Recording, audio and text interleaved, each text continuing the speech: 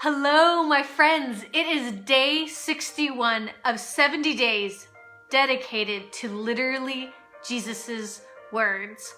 And today we are going to be in John 8, and I'm reading from the Message. The sinless one among you, go first. Throw the stone. Woman, where are they? Does no one condemn you? Neither do I. Go on your way. From now on, don't sin. I am the world's light. No one who follows me stumbles around in the darkness. I provide plenty of light to live in. You're right that you only have my word, but you can depend on it being true. I know where I come from and where I go next. You don't know where I come from or where I'm headed. You decide according to what you can see and touch. I don't make judgments like that. But even if I did, my judgment would be true because I wouldn't make it out of the narrowness of my experience, but in the largesse of the one who sent me, the Father. That fulfills the conditions set down in God's law, that you can count on the testimony of two witnesses. And that is what you have. You have my word, and you have the word of the Father who sent me. You're looking right at me and don't see me. How do you expect to see the Father? If you knew me, you would at the same time know the Father. I'm leaving and you are going to look for me, but you're missing God in this and are headed for a dead end. There is no way you can come with me. You're tied down to the mundane. I'm in touch with what is beyond your horizons. You live in terms of what you see and touch. I'm living on other terms. I told you that you were missing God in all this. You're at a dead end. If you won't believe I am who I say I am, you're at the dead end of sins. You're missing God in your lives.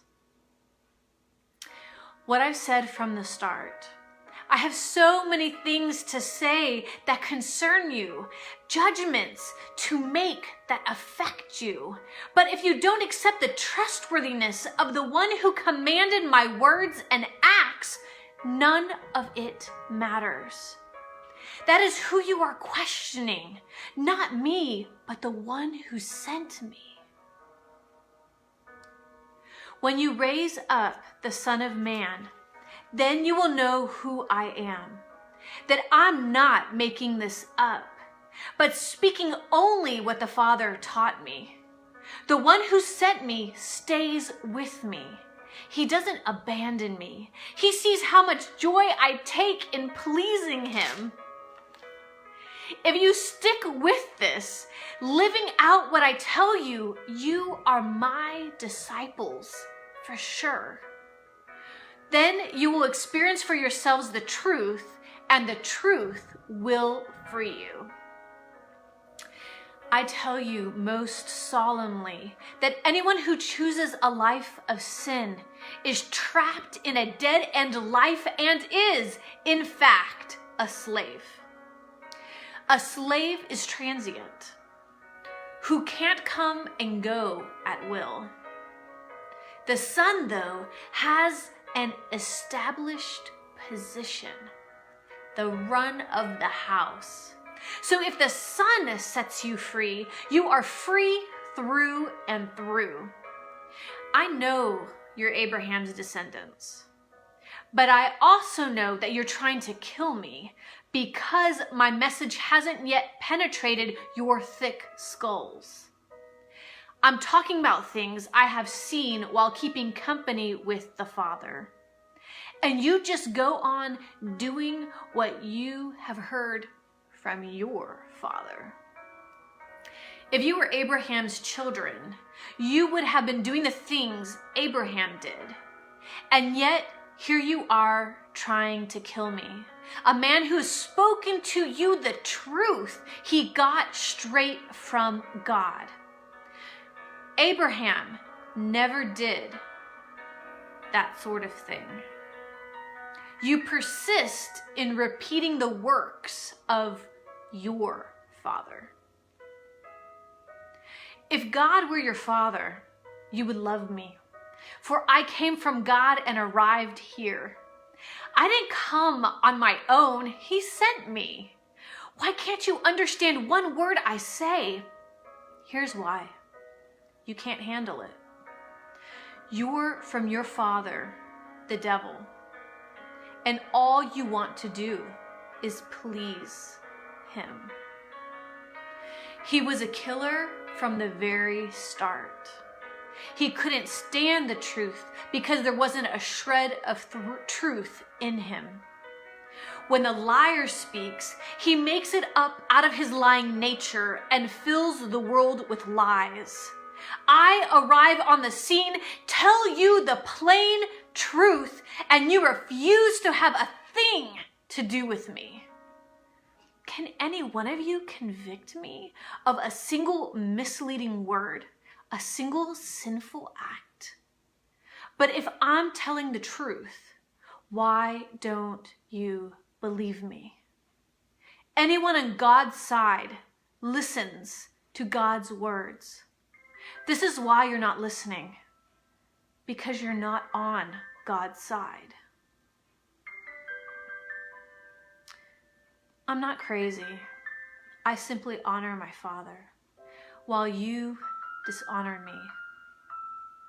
I am not trying to get anything for myself. God intends something gloriously grand here, and is making the decisions that will bring it about. I say this with absolute confidence. If you practice what I'm telling you, you'll never have to look death in the face. If I turn the spotlight on myself, it wouldn't amount to anything. But my Father, the same one you say is your Father, put me here at this time and place of splendor. You haven't recognized him in this, but I have. If I, in false modesty, said I didn't know what was going on, I would be as much a liar as you are. But I do know, and I am doing what he says. Abraham, your father, with jubilant faith, looked down the quarters of history and saw my day coming. He saw it and cheered. Believe me, I am who I am. Long before Abraham was anything. Whoa! Those are powerful, powerful, literal words of Jesus Christ. Let us celebrate them. Let us ponder them. Let us cherish them. Let us absorb them, and let them be part of our soul. God bless you guys. Hello, Rana. Oh my goodness, all the way from Syria. God bless you. And hello, Miguel. Thank you, my friends. Thank you, my friends, for joining with me. Thank you for consistently diving into these 70 days of literally Jesus's words. Our lives will never be the same. Mwah! Take care, and we will again tomorrow dive in to literally Jesus's words.